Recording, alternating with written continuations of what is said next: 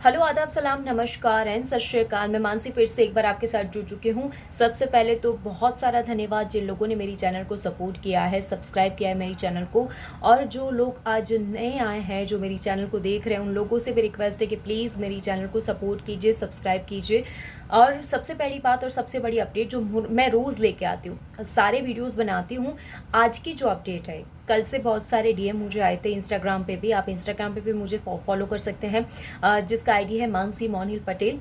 सबसे पहली बात आपको बताना चाहूँगी कि बहुत सारे डीएम इसीलिए आए हैं क्योंकि कल एक न्यूज़पेपर बता दो या फिर एक स्टेटमेंट बता दो या फिर जितने भी व्लॉग लिखे गए हैं, उन सारी चीज़ों में एक बात का जिक्र किया गया था कि हेल्थ डिपार्टमेंट सेक्रेटरी है ब्रेंडन मर्फी। उन्होंने कल ये बताया था कि वो 2021 के एंड तक, मतलब एक पूरा साल, वो बॉर्डर्स ओपन करने की फिराक में नहीं है। इंटरनेशनल ट्रैवल बैन के लिए उन्होंने ये सारी बात कही थी और इसी वजह से मुझे सारे मैसेजेस आए थे। पर मैं आपको ये बात ज़रूर बताना चाहूँगी कि अफवाहों से दूर रहेगा। उनका जो स्टेटमेंट है और उन्होंने जो क्या बोला है, वो मैं आपको डिस्क्रिप्शन बॉक्स में वो पूरी लिंक भेजूंगी, जिसको आप देखोगे, जिसको आप पढ़ोगे तो आपको पता चलेगा कि उन्होंने जो सारी बात कही थी इंटरनेशनल बैन के लिए, पर उनकी सारी बातों में या फिर उन्होंने जितनी भी बाइट उनकी दी थी ना, जब उन्हें क्वेश्चन पूछा गया था, तो उन सारी बातों में वो चीज़ का जिक्र नहीं किया गया था कि इंटरनेशनल स्टूडेंट के लिए। मतलब आप समझ सकते हो, इंटरनेशनल बैन इसी वजह से, क्योंकि उन लोगों ने बोला था कि वैक्सीन रोल आउट प्लान वो कर रहे हैं। आपको पता होगा कि जब बजट उन लोगों का आया था और उसी टाइम उन्होंने ये बताया था कि इंटरनेशनल बॉर्डर तब खुलेगी जब वैक्सीनेशन की शुरुआत होगी और वैक्सीन का रोल आउट प्लान वहाँ पे शुरू हो जाएगा, तब वो सोच सकते हैं और वो कर सकते हैं। तो एक चीज़ हमारे लिए सबसे बड़ी पॉजिटिव और होपफुल है कि वैक्सीन वहाँ पे फरवरी से लगने जा रही है।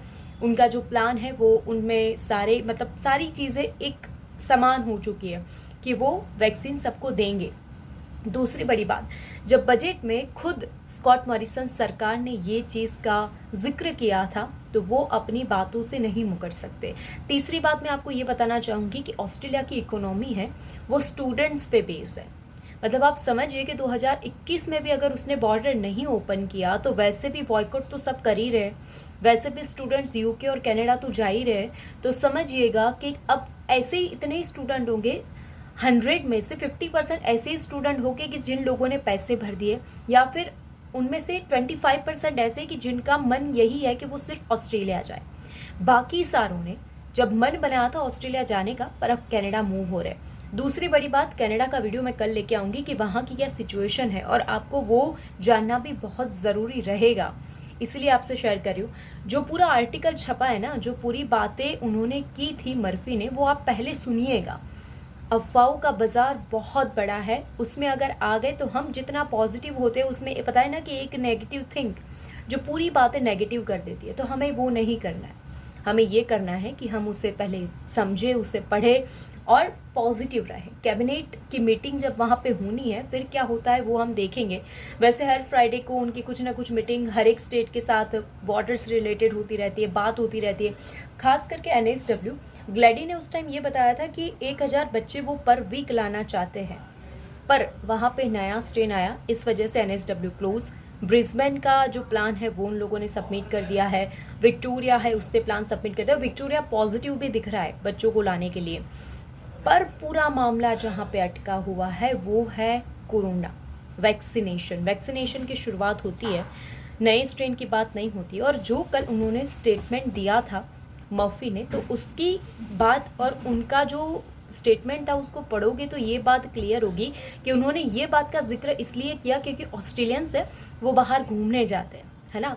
तो ये इंटरनेशनल बैन अगर वो नहीं रखेंगे तो कहीं पे भी कभी भी कोई भी समय पे वो लोग बाहर जाते रहेंगे, आते रहेंगे, तो बॉर्डर का रिस्ट्रिक्शन रहना ज़रूरी है ताकि नए स्ट्रेन या फिर कहीं और से जाके वो लोग कोरोना वहाँ पे ना लेके आए।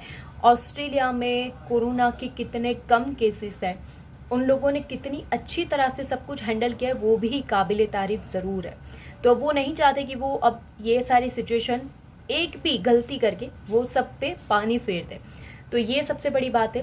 दूसरी बात ये कि अगर जो इंटरनेशनल ट्रैवल जैसे कि इंडिया में रह के या फिर कहीं और रह के लोग घूमने जाते हैं ना, ऑस्ट्रेलिया, दुबई, कनाडा, अमेरिका, तो उन लोगों के लिए मतलब टूरिस्ट के लिए बैन करना ज़रूरी है।